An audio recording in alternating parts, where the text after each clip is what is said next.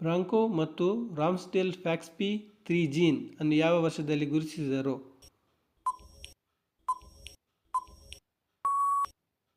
2001ರಲ್ಲಿ.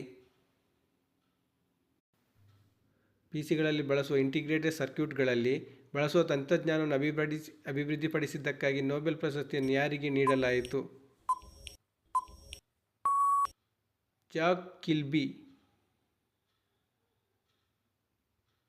ಖಗೋಳ ಭೌತಶಾಸ್ತ್ರದಲ್ಲಿ ನೊಬೆಲ್ ಪ್ರಶಸ್ತಿ ಪಡೆದ ಭಾರತೀಯ ವಿಜ್ಞಾನಿ ಯಾರು?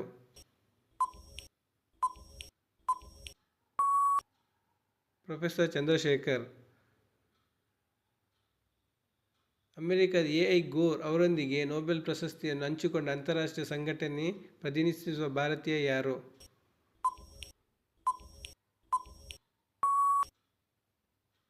ರಾಜೇಂದ್ರ ಪಚೌರ್.